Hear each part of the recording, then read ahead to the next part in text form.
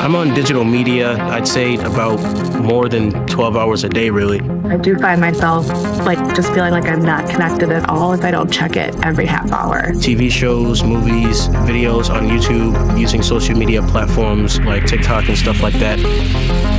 About 1 in 5 American adolescents report having anxiety and depression. Today, we're more connected than ever, and yet we often feel alone. Our connections with each other truly are the foundation on which we build successful families, communities, businesses, and overall social enterprises. Technology brings us tools, but also threats. A new report from the FBI reveals that Americans lost more than $10 billion last year to online scams and digital fraud. After a month-long investigation, police have arrested the school's athletic director for allegedly fabricating the audio clip using artificial intelligence. We need the skills to filter what is useful and safe.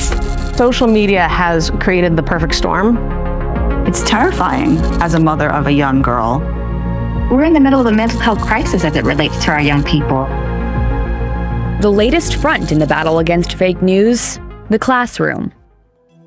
At Maryland Public Television, we are committing the educational resources, expertise, and leadership to become the trusted partner for success in advancing media literacy. We are building on 50 years of experience.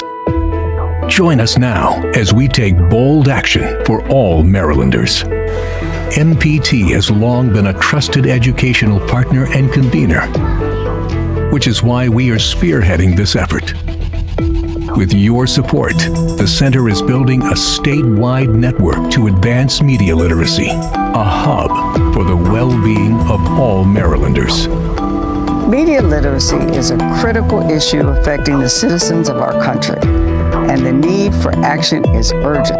The role of technology and media in our everyday life is only going to grow. I think it's important more than ever for kids to understand and for us to educate them to get there. This is something we can do in every community. I think that public media has a really important role to play and a really important track record.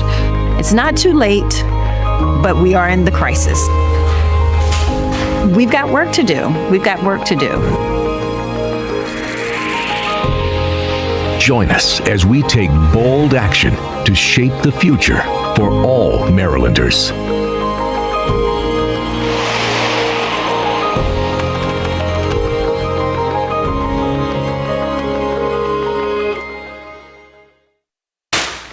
I just learned that Maryland Public Television is launching a Center for Media Literacy and Education. And hi, I'm Kelsey. I read the newspaper on TikTok every day. Well, almost every day. Now, why do I do that?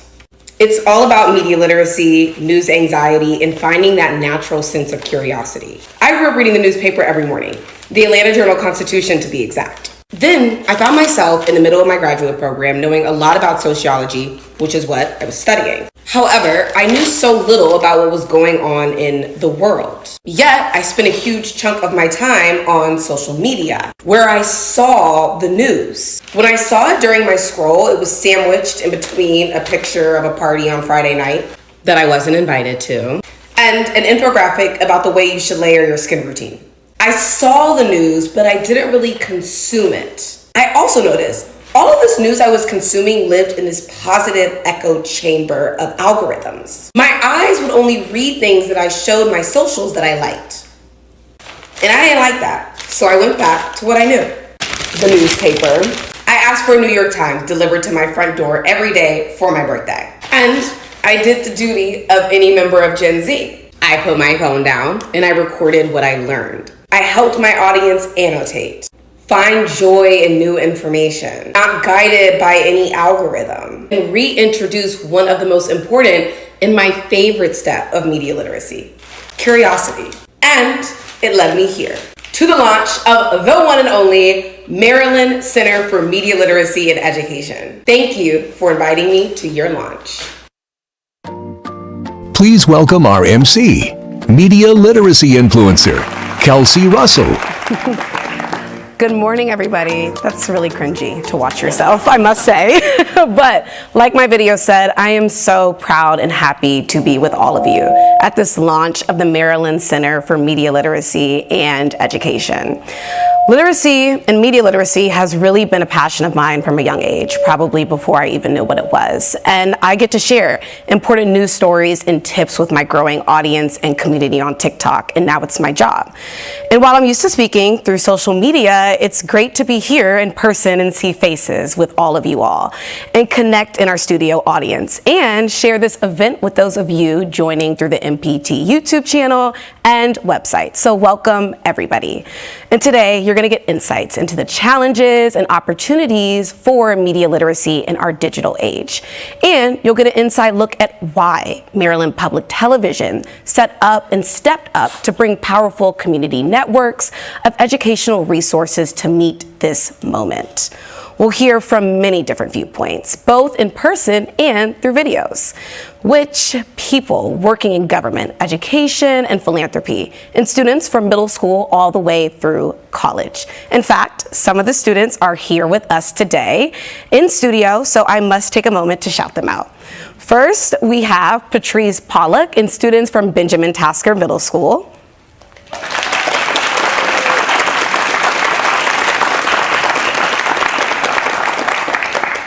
Ashley Porter and students from DC International School.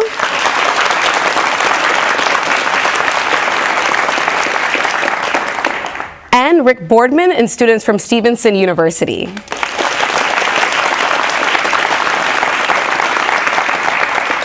The class are on point too. We're happy they're here. And we're gonna get to see all of you all's handiwork soon in videos to tell us more. So, to tell us more about why Maryland Public Television took on this important work, let's hear from MPT President and CEO, Larry Unger.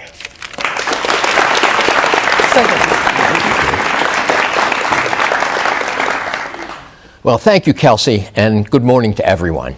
It is always a pleasure to greet visitors to MPT, but today it's really a special treat to have the First Lady of Maryland, Dawn Moore, joining us.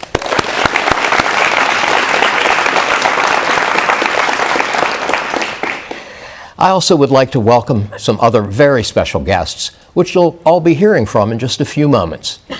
And of course, for those of you who are educators and students or parents, well, we particularly welcome you and thank you for leaning in on this critical initiative and making time to join us.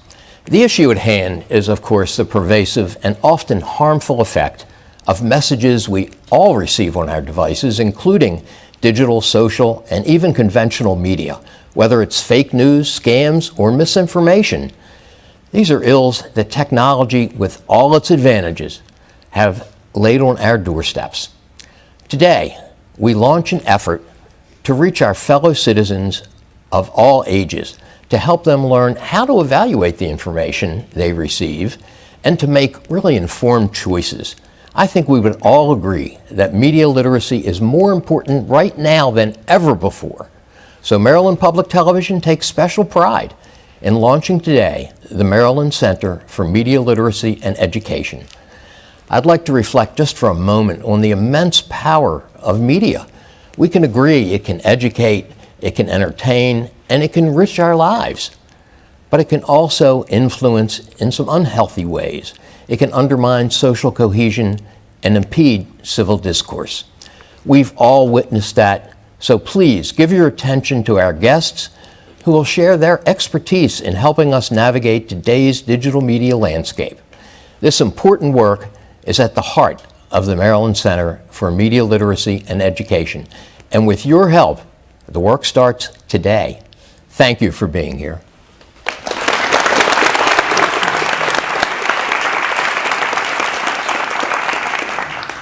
Thank you so much, Larry, for that. And next, I want to introduce someone many of you will already know, whose work has been dedicated to authenticity and correcting misinformation. Frank Sesno is a longtime journalist, CNN, correspondent, anchor, and Washington bureau chief. He's an author and teaches at the School of Media and Public Affairs at the George Washington University, and is the director of the GW Alliance for a Sustainable Future. Welcome, Frank. Thank you, Kelsey. Good to see you. It's wonderful to be with everybody today. And congratulations to you on hitting 100,000 TikTok followers. Thank you. Big social media news. Big social media. Yeah. Next step is 1 million? A long time, but it'll take some time. And I like what you're doing about curiosity and authenticity and annotation. That's pretty cool. So everybody can follow Kelsey next. Thank you. So I'm sure you know that a big part of our digital experiences now involve artificial intelligence. The next challenge. The proliferation of AI is real. Very much here. You consume it. Oh, I do. Sometimes without knowing it, probably. It's now entered our everyday lives.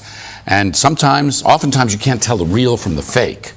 So navigating this, really understanding AI-generated imagery, now should be required reading in media literacy. They're so connected.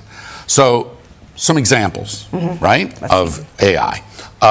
Here's one. Some of the imagery is bogus, and you can tell, like, I don't think your dog holds a kid in the neighborhood like that. No, but I miss my dog, and I kind of wish he could do that All too. right. So while amusing, how about this one? This celebrity is the Pope, and he doesn't wander around in a puffer jacket. That's AI, right? It looks good, though. And winter fashion's good. Or how about this? While amusing, this celebrity kitchen nightmare did not happen. If you ever have a kitchen like that, beware. And some fake news actually is fake news. So check this out. This looks credible. None of the people, none of the reporters, none of the scenes are real. This is all AI generated. And how about this one, Kelsey? Each of the video pieces that you see here took just about a 50-word prompt and roughly 60 seconds to be generated. Those actually look like real people. No, they're very good. I kind of want to know what system they use. Yeah, it's scary stuff. So let's go to the intersection of sort of media and literacy and technology now, AI and mental health, and hear from some experts. Let's hear. And we'll talk again in a bit. I'd like to welcome our experts to the stage. And welcome, please, Dr. Harsh Trivedi. He's the president and CEO of Shepard Pratt, and Ana Gomez. She's commissioner of the FCC, also known as the Federal Communications Commission. I'm going to come join you over here to talk to you both. Welcome. And welcome to the crowd. We're going to get into lots of things, but I might start by just asking the audience a question for a moment, and to our streaming audience and television audience, we'll translate the results. How many of you would say that you have consumed suspicious or upsetting information or content online and through your social media? Raise your hands. Suspicious or upsetting? What would you say? That's about 99% of the room? Sure. Tell us about Shepard Pratt and what you do, and I want to ask you about that result, and Commissioner Gomez, you as well. Sure. So Shepard Pratt is the nation's largest provider of nonprofit mental health services. We take care of 80,000 individuals a year. People come from all over the country as well as the world for that care. And most importantly, we've been here since 1853, providing trusted care over decades and generations. And the FCC's job? The Federal Communications Commission is the nation's expert agency and regulator of telecommunications and media. So when you see all those hands up, does that surprise you? No, it does not. Does it shock you? It is shocking. Yes, it's worrisome. And is this now a common experience across the country and around the world that we're seeing this? I think so. I think it's very important what you're doing today, what the MPT is doing to promote the media literacy, to make sure that people can discern what is in fact truth and what is misinformation, disinformation, or malinformation. Dr. Trivedi, you wrote an op-ed this past summer, and here's some of what you said. As a seasoned physician and board-certified psychiatrist, the leader of the nation's largest private nonprofit provider of mental health services, as you just described, and as a father of teenagers, that's a really qualifying trait here. It is. I see the daily role of social media plays in the lives of our youth. What do you see? So I will just say, as a child psychiatrist, what we're seeing is unprecedented issues and problems. And what I mean by that is right now, just in Maryland alone, we have about 60,000 adolescents, ages 13 to 17, that are dealing with depression. When you look at what that is fueled by, a lot of it is by consumption of social media, what's going on. And more importantly, what we're noticing is while there's a lot of desire for information, what is really missing is access. And so half of those kids actually don't see anyone for help at all. And what that's leading to is right now, for example, in Baltimore City, 1 out of 4 high school students say that they've seriously considered suicide in the last year. When you look across all middle school and high school students in the state, 1 out of 3 will say that they have serious mental health concerns, and that happens every day, most of the time. So this is particularly an important topic and one that we really should be talking more about. I want to stay on this for just a minute because you, in your op-ed, you also reference research. Yes. That shows that social media actually have an impact on brain development. Can you talk about that? Well, so 2 different parts of that. One is what you see, and there is a training aspect of social media. There's a reason why you see short clips, why when you're in that death scroll in your social media feed, pick the one that you want. It actually trains you to actually behave a certain way. But the second part of that is there's actually really good research that shows that on average, youth, 13 to 17, tend to be on social media about 4.8 hours a day. But what we actually notice is if you're on social media more than 3 hours a day, that's specifically correlated with higher rates of anxiety and depression. And so we're seeing the bad mental health consequences of having too much social media. And that's actually been measured in the research we've seen. It has been. What do you tell people who come up to you and say, why can't we do something about this? Why can't we control this, regulate this, shut this down? Yeah, I get asked that a lot, but it's very important that particularly regulators like myself keep in mind that we have a First Amendment that protects the right of expression and also keeps regulators like me from delving into content for a very good reason. It's important, a foundation of our democracy. I think one of the points that we're going to make throughout this conversation and the day is that the regulators now are us, the consumers, all of us. We regulate our own content and we try to shape that with our kids and others and how we teach. Regulation is a discussion, right? What can we do? Can we minimize online harms and other things? Are we powerless then? Well, I think it's very important to, as you said, for everyone to understand how it is that they can discern what is and what isn't truthful content. And it's important also for us to be very supportive of our local media. Diversity, localism, competition are the cornerstones of media policy, and there's a reason for that. Because of the democratization of content, we see content being created by lots of different diverse voices, which can be great and it can be very good. It can also lead to many challenges. And we need to make sure that we have trust in journalism. And that's where local broadcasters are so important because they are trusted providers of truth and of facts. They have journalistic ethics. You don't necessarily see that on social media. Well, on social media, you're just generating content. Right. You don't know where it comes from. You don't know whether it's been verified. You don't know anything about that. But that's why this initiative, and coming from Maryland Public Television, why public media is so important in this conversation. Exactly. But people, largely, especially younger people, and not just younger people, aren't just consuming this media anymore. And sometimes you can't even tell the difference one from the other. So what about trust and how people discern what can be trusted? I'll say one of the most important things, and I'll say particularly for younger kids, one of those skills you learn is really what do you trust? Who are the trustable adults in your life? What relationships are the ones that you're going to believe in? Who do you turn to when you get into harm's way or when there's a problem? And I think a lot of this, and that trust is a huge piece, and I'd say there's a lot of misinformation, particularly about health issues, mental health issues. What does it mean? And I think we have a lot of, let's say, TikTok doctors or other things where you can watch anything and fool yourself into believing, oh, maybe I have anxiety, maybe I have an eating disorder, maybe I have ADHD. The problem with all of this is what do you do next? And part of this is really in that social media sphere, people spend more and more time interacting, where unfortunately it doesn't lead to trust, it leads to actually the loss of trust because you end up going down these echo chambers that only lead to more disinformation and keep on pointing out something that may not actually be true. That's where the danger comes in. So what should the teachers in the room do about this and to teach and build trust? What should the students in the room do to recognize and build trust? Yeah. So one of the things that I actually recommend to lots of parents and educators is really it has to start from birth. And what I mean by that is if you just look around, there are 3-month-old, 6-month-old, 9-month-olds that already have a screen in front of them.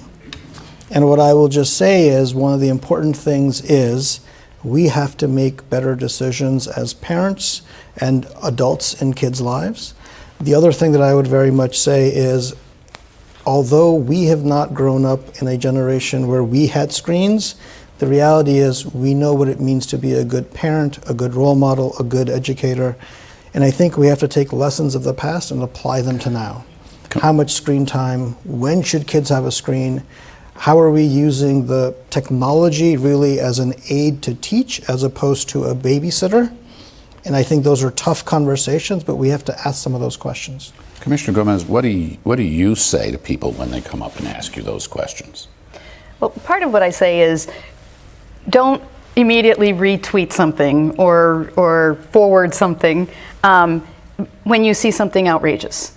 So it's probably designed to outrage you, and it may not be based in fact. Go to a trusted source and check before you actually spread the misinformation, the disinformation. Remember, there are nation states that are trying to manipulate us. They are trying to sow discord. They are trying to affect our democracy. And so it's very important to stop and think and actually do some research and make sure that you can tell when you are being manipulated. So I like to come at this from the journalist perspective, right? We ask questions. So I say, ask yourself, where does this come from? Do they have a point of view or an agenda? Are they being fair to the issue? If it seems outrageous, is it really outrageous? Maybe we should do a little listening for a couple minutes to some of the students who are experiencing the social media and they're involved in it and sorting through it. These are students at the Benjamin Tasker. Where are the Benjamin Tasker students? Okay, so let's take a look at this video that they developed on some of these media effects that they're experiencing. Hey there, my name is Ariana Quayla, and I'm a 6th grader here at Benjamin Tasker Middle School. I use social media in my daily life. Like, I use TikTok, YouTube, sometimes just to scroll, or like when I'm bored, YouTube, TikTok, and sometimes Instagram. I usually use Pinterest, whether it's looking at outfits or really cool drawings. I use YouTube. I'm not allowed to use most other forms of social media though. I use social media in my daily life by sharing videos with my friends, and sometimes I'll do a silly dance just to post for fun. Some things that I really like about social media are that people can use it to uplift their confidence or uplift their friends' confidence. With how people can express their feelings and thoughts in different ways and can give their opinions safely sometimes. I like how you can like see what other people are up to, and like maybe if you just want to have fun, or like you need outfit ideas or just like hairstyle ideas, or maybe you need help with their makeup. For inspiration, looking at other people's work, seeing what they do with their lives while I, live mine. It's very entertaining and it makes me laugh a lot. I feel like there's always a conversation going on. Someone's always talking about positive things, sharing ideas, and making like great impacts on the world.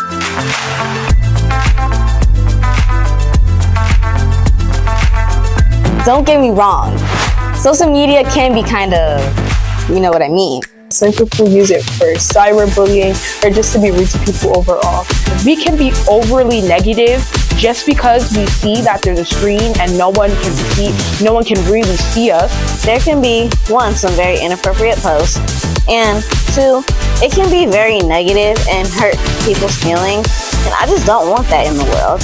Social media is just overall not really good for your mental health because it can also affect how you look at yourself, and it's just really not good for you. This is Esther from Benjamin Tasker Middle School signing off. Have a fantastic day.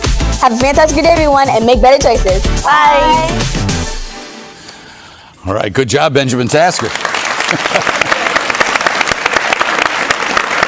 So there's a lot there that you guys were saying, that there's a lot of good. That you can hear one another, that you can entertain one another, you can engage with your friends and learn.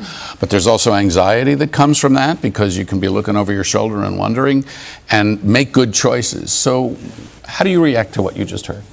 I react really with, I would say, our young people actually know a lot more about this than some of our adults do and some of our parents do. So I think the first thing I walk away with is, as a parent, you have to educate yourself. You have to know what social media platforms are on. Let the record say that as you said that, I saw a lot of heads nodding out here. Yeah, exactly. And the second part of what I would say is, I think as much as there is good, like anything else, you need to understand what the bad or the potential harms are. So what I'll just say is, as a parent, you know that if your child was, let's say, 2 or 3 years old, you're not just going to let them run across the street. Well, in that same way, how we deal with social media, what safeguards we put into place, how involved we are in the platform with our child, that has to develop developmentally, and we have to give the right amount of freedom so they can practice it in a safe way. But the other big thing, and I'll just say this is the real concern, is it feels good initially. You get into these different conversations. You may be on these different, let's say, chats or other things. The problem is when you particularly get to elementary school age, middle school age, this is when kids figure out who they are. It's when they start having opinions, make friends, do other things. If you can't manage the interactions, if you get into the wrong peer groups, just like you would off the screen, a lot of harm can come. Particularly, I'd say, about self-image. Are you pretty or are you not pretty? Are you liked or are you not liked? A lot of cyberbullying and other issues. And the problem is lots of times kids are facing this alone in the way that they wouldn't in the real world with their parents. And that's where you get into a lot more difficulties because kids are exposed to a lot. They may not yet have the skills to negotiate it. And then whatever is going on gets multiplied in a way that didn't happen before. If you're posting a photo, if you're posting something or a text, that can lead to lots of bad consequences, and then it snowballs in a way where it feels like there is no control or any way to reverse it. Commissioner Gomez, in thinking about AI and bad information, we're talking about media literacy, so you can be well read in the media that you're consuming and know what's true and what's not true. What is your guidance to a room like this and to the state of Maryland, where there's going to be a statewide initiative for how people determine what is trustworthy, just informationally, and what is not? Yeah, that's a really good question, and it kind of ties into what we were talking about, parents and schools. First of all, I continue to talk about the importance of media literacy. The LA Unified School District, for example, has media literacy courses for their students. And so it's important for schools to be looking at this and to be helping students find the tools that are necessary. And are those, is that what you would consider a good curriculum? You've looked at that, the content of that? Any curriculum that's teaching media literacy has to be a good curriculum, hopefully. But no, I have not myself done an audit of that. So what do you hope Maryland teaches? What do we need to teach people to be literate? Again, understanding how to spot where there might be issues that are untrustworthy or content that may be untrustworthy. Not getting into the other mental health challenges, as I'm mostly worried about mis and disinformation online and their adverse effects. Also understanding what are trustworthy sources. We talked about the importance of local broadcast media, giving parents the tools so that when students come to them, they can see, is there a watermark, for example, that may show if an image has been manipulated? Is there some other kind of technology which they're being developed that can tell you the provenance of a digital image or a video so that you can tell that something's been manipulated? For me, an informed consumer, an informed student, an informed parent is the most effective in this particular issue. One of the things you cited in your op-ed, you cited the Surgeon General's report that talked about loneliness. Yes. And you said the Surgeon General's report is a start, but we must, in your words, we must go much further. Agreed. What does that mean? Sure. I think the report can only do so much. Government can only do so much. This is really about our children. It's about our families. It's about our community. And we really need every adult, I would say, involved with kids, involved in a way that actually brings forth not just knowledge and asking the right questions, but it's also providing the right supports. There are many adults that play the role of mentors, teachers, I'll just say reliable, trustable adults. And those are all opportunities or teaching moments that come up. As we talk about this, and I think this is the hard part about regulation, technology is so new and keeps on evolving faster than regulators can keep up with. By the day. Exactly. And so I think, but this is the part where, guess what? Every morning, we're with our children, we have the impact, we have the ability to make a difference. And I would say it's not simply teaching teaching media literacy, it's helping them practice it. It's helping them get better at those skills. And as a parent, you can ask them questions to help them figure out and hone in and get better at it. But it's really challenging stuff. When my kids were little, we actually had a game. So I'm in the news business, so I would do this sort of thing. Like read 3 headlines and talk about it, and you get a little bit of money. It was like a nickel or something. I'm pretty cheap. But now, newspapers don't get delivered to the doorstep anymore. They're not on the table anymore. The television doesn't come on the way. So how do we do that now? Yeah. I think one of the fundamental things I'll say is maybe the delivery method is different. So I have a 12 and 14-year-old. They log on to our digital subscription of the New York Times more than mom and dad does. And so I think we need to give our kids some credit, whether it's the Washington Post, figure out what media you trust, find ways for them to consume things that are of good quality, high quality, of integrity, and then get into conversations about those things. The other thing I'll just say is social media by format ends up being short, quick snippets. Most things in life require discussion, elocution. There's a time that it takes. And there's so much time that kids are at home. When we're at the dinner table, there's time on the drive to a sports game or something else where you can get into that discussion in a long-form way that social media is not going to deliver, and develop those skills. I have just a couple minutes left, so let me ask you both this question to kind of conclude our thoughts. This is a remarkable audience. We have educators, we have students at the high school level, and is Tasker High School? Yeah, and middle school, yeah. And we have the First Lady of Maryland, we have educators, parents, others. Maryland Public Television pairing with schools and others. We have a TikTok star who talks to people in short snippets and engages their curiosity. Thinking about this coalition, thinking about this remarkable opportunity, how should this group work together in the future? What do you hope comes from this tangibly? Well, again, for me, the mantra is discern.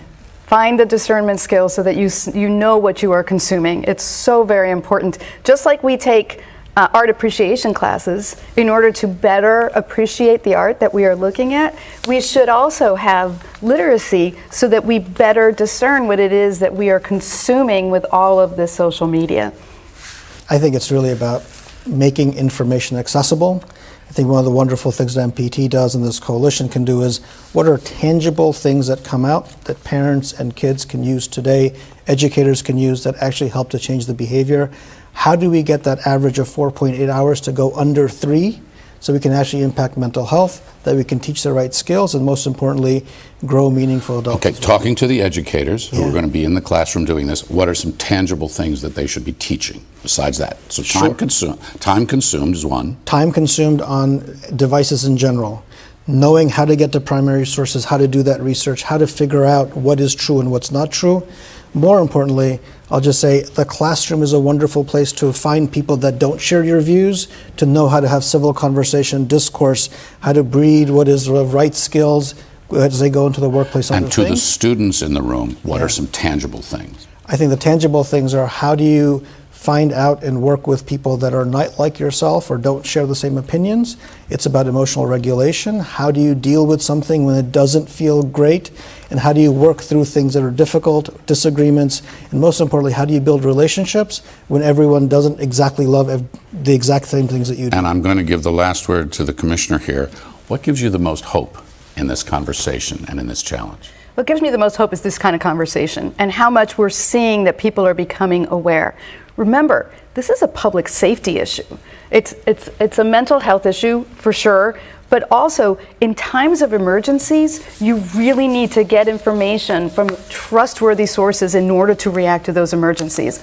What we saw after Hurricane Helene and Hurricane Milton was there were hoaxes. There was misinformation online that bred distrust to the citizens that were affected by these hurricanes so that they were not getting the help that they needed and the resources that they needed from the government.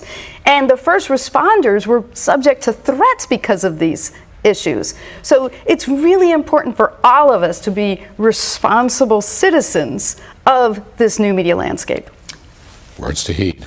So we all need to do this. We all need to develop strong media literacy habits at every age. And good news is, as you said, we can do that. with a little help. And here's where I'm going to refer the audience to MPT's new media literacy website. It's marylandmedialiteracy.org.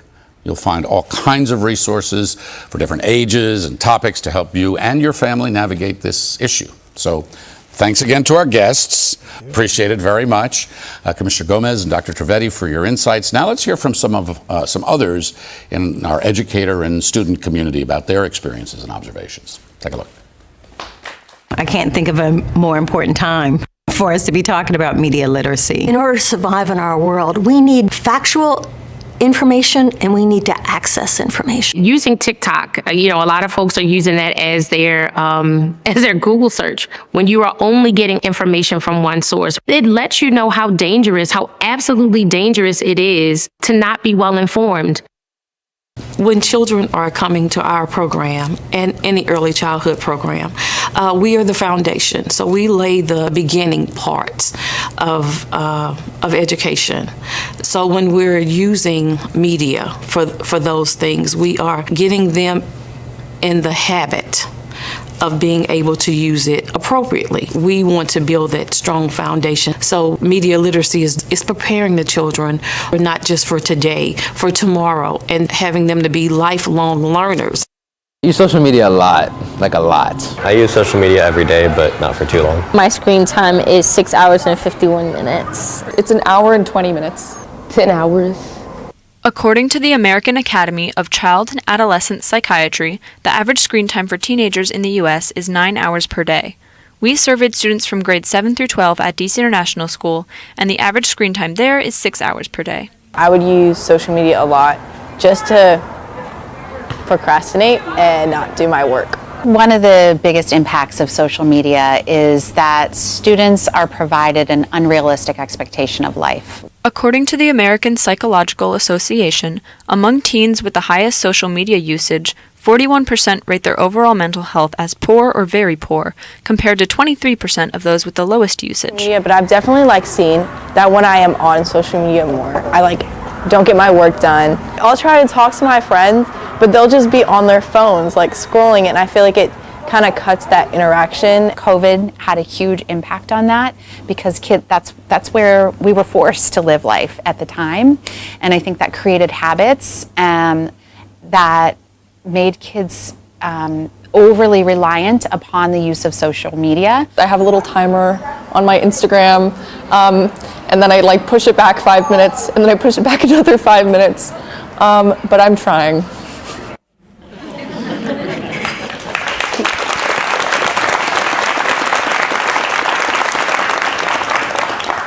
I'm definitely trying to. That was very brave. I do not check my screen time. So I'm scared to see. And we just heard from the brave students and educators about how they're trying to meet the challenge of media literacy in this moment. And I'm very excited to introduce our next special guest, Dawn Moore, the First Lady of the state of Maryland. She's not only built a long track record of philanthropy, community organizing, empowering women, and fostering economic opportunity, but she's also here as a proud mom of two who personally understands the stakes of media literacy for our communities. So please welcome Dawn Moore.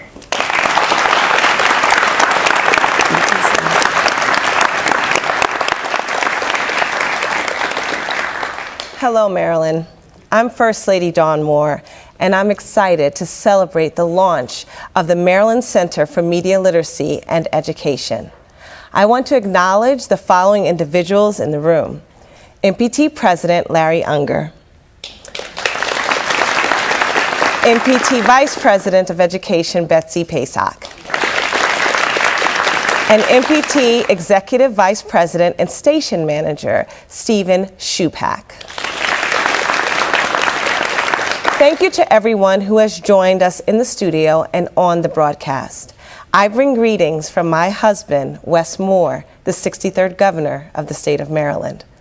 Most people know me as Maryland's First Lady, but I've been a champion for Marylanders across more than 2 decades of public service to our state, including our young people. Here's why.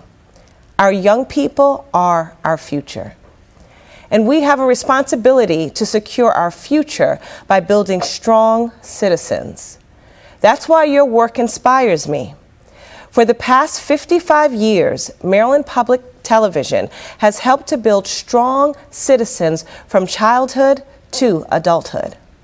The Maryland Center for Media Literacy and Education, the first of its kind in the country, will build on that legacy. The center will bring media literacy to schools, homes, and communities across the state of Maryland. The center will create a statewide network to find solutions to some of our most pressing challenges. And the center will provide resources for Marylanders of all ages to ensure we leave no one behind. I'm excited about what this initiative means for Marylanders, especially as a mom. I know the challenges that our children face, and I know the challenges that our parents face. I understand the need for solutions. As Maryland's First Lady, one of my focus areas is mental health. Addressing the mental health of our children is the crisis of our generation. That's why, since taking office, our administration has invested $200 million into improving mental health services for Marylanders. In our home, my husband and I choose to follow the science. Science tells us that excessive screen time is harmful for our children. That's why I'm strict about social media. We have a responsibility to our children, to our young people. Our job is not to be their friend.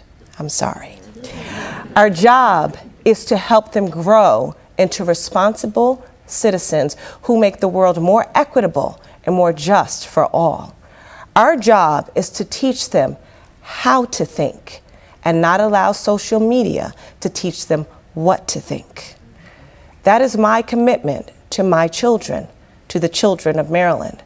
That is Maryland Public Television's commitment to the children of Maryland. And you make our state better. Here, children learn more about themselves and those around them. Here, children gain the ability to think critically about the issues of our time.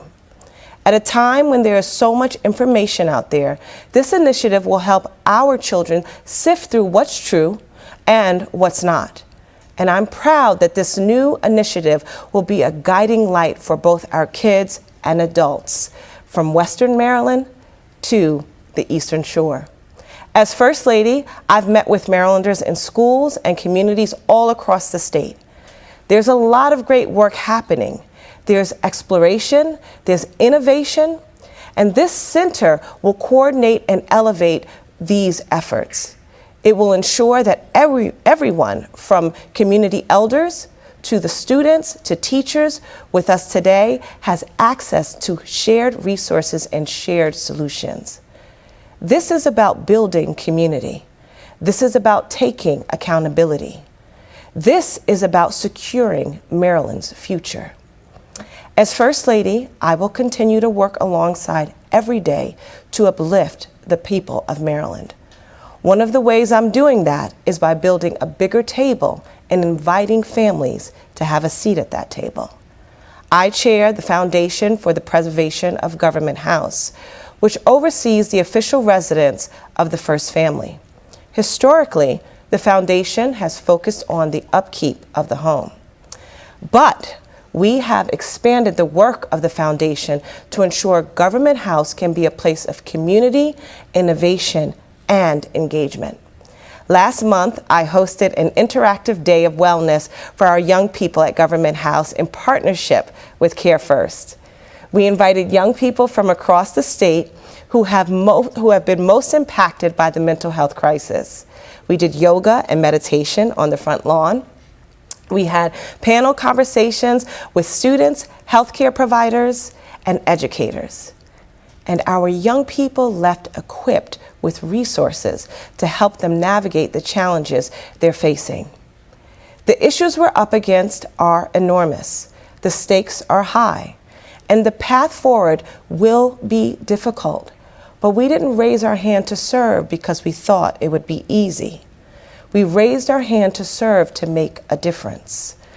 And what a difference the Maryland Center for Media Literacy and Education will make for generations to come. On behalf of my husband and the entire Moore-Miller administration, I thank you for your leadership and know that you have a partner in the State House. Let me end with this.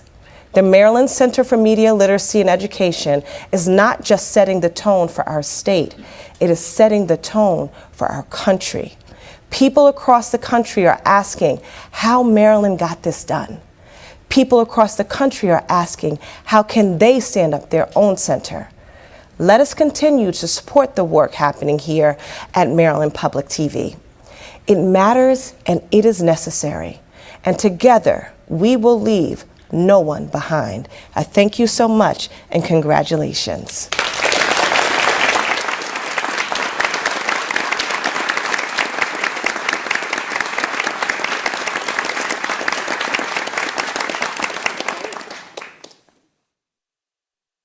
Media literacy is the ability to discern what is true and what is not true, what is reliable and credible online, what might be helpful and what may be harmful. But media literacy is also about being proactive rather than just reactive to the information. We are surrounded by so much that makes us question what our reality really is. And the only way for us to do that is to know how to respond to it, know how we want to incorporate it into our lives, or if we want to reject it and not engage at all. This should be something that people are thinking about outside of school as well as in the classroom. It should be something that is not just directed towards students, but entire communities, families. It is imperative that every single individual have an understanding of how to engage media, to have a toolkit that allows us to engage and analyze how to respond to it. We're here at Stevenson University in Owings Mills, Maryland, talking to our Mustangs about social media and how much they know about media literacy. Where would you say you get a majority of your information? Usually it's from my friends, or I just look it up. Social media, television, news articles. I'll get information from social media. Search it up on TikTok. Instagram and Facebook, TikTok, kind of any social media really, and a lot of AI. How much of that information do you think is true? Not a lot. There's a lot of AI out there, so I have no idea. For one, I would say it really depends, but also I believe a lot of the things that I see on social media. And I'll try to look at verified social media posts because I'm not about to read something that I don't think is true. A recent study out of Temple University showed that when an account gets verified, it's actually more likely to share fake news. So a lot of the stuff I do is deciphering what is real on the internet and what is not, and a lot of that is definitely just false news. And then I'm like, maybe I shouldn't believe TikTok, you know? What is one thing you wish you could tell your younger self about how much misinformation is out on the internet? To not believe what people post. A lot of issues that I had, especially in high school, was believing that my life wasn't good enough because I saw everybody posting how much fun they were having with their friends. I would probably tell my younger self not to go on social media at a younger age. Be more cautious of what you think is true. And you don't really realize that that's just what they choose to post, so you don't never really get to see people's actual lives through things like Instagram. Check your sources. Look at their expertise. A lot of the stuff you hear is really harmful, both for society and your mental health, and I feel just being careful about what you're actually reading and participating in is the most important thing. That's it for us here at Stevenson University. Back to you at Maryland Public Television.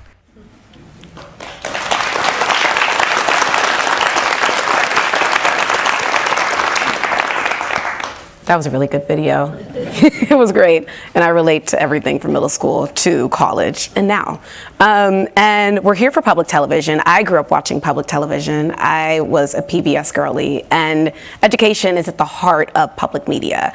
It's the very centerpiece of its mission, so it makes perfect sense that MPT would be acting as a convener and catalyst to support media literacy for all Marylanders. To tell us more about their role, let me invite three key people from MPT to the stage. Executive Vice President and SASM Manager Stephen Shupak, Aaron Crest, who is the Senior Managing Director for Major and Planned Giving, and Betsy Pasock, Vice President of Education. Over to Team MPT. Thank you, Kelsey.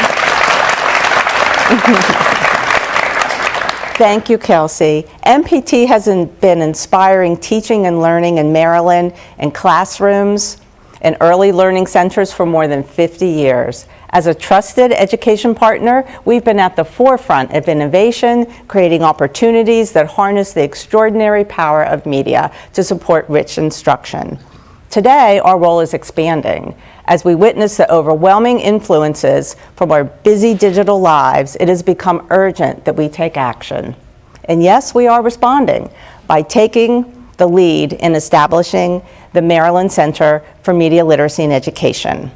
Our work focuses on building a network of strategic partners and aimed at reaching all Maryland citizens, from young children to older adults, enhancing media literacy skills and knowledge across the state.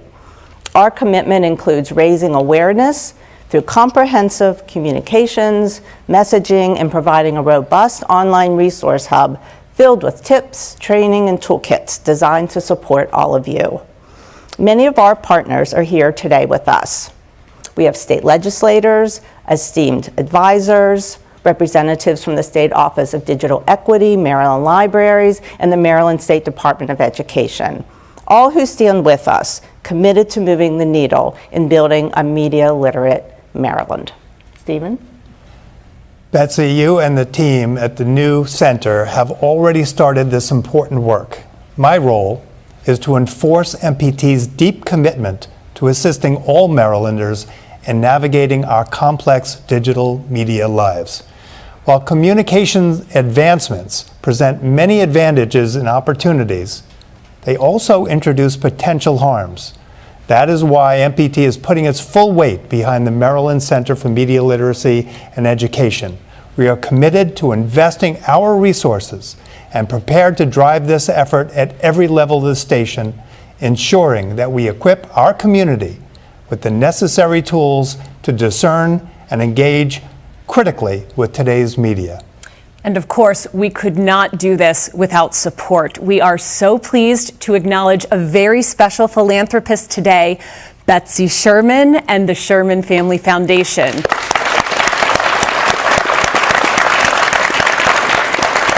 Betsy and the foundation immediately recognized both the need and the value of MPT's efforts to address it. The initial focus, thanks to Betsy and the Sherman Family Foundation, will be on early learners. And specifically, we're going to be working with adults who care for young children. We're going to help foster healthy media habits for families right from the start. As we lay this groundwork, we're excited to lead so much of this vital work in the state by supporting the well-being and informed decision-making of all Marylanders. Thanks, Erin. Together, we can create a media literate society, empowered to navigate the digital world responsibly and safely. We're looking forward to the journey with all of you. And now, Frank and Kelsey, back to you.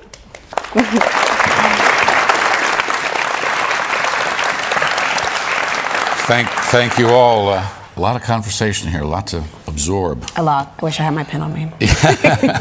Well, we've heard from our guests and the video testimonials and reports from students, from our contributors, our panelists, and everyone agrees that media literacy is an urgent issue that affects us all, from toddlers to grandparents, everybody in between.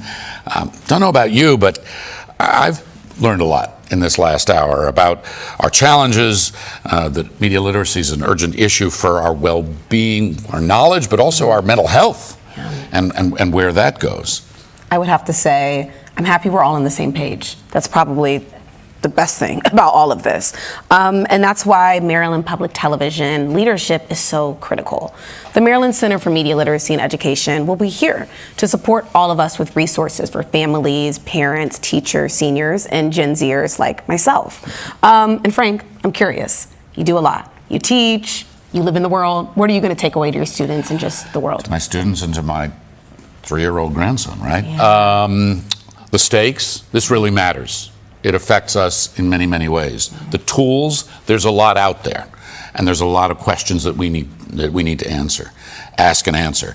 And finally, that we're all in this together, and that we all have some capacity to do something about it. How about you? What's your takeaway? I think I'm going to have to take away, one, we're all on the same page. We know that there's challenges, and also this is a chance for intergenerational learning. It's not just going to be, for the first time I think, it's not just older generations telling younger generations. It's going to be up to all of us to find the solutions together. And let me throw this one at you.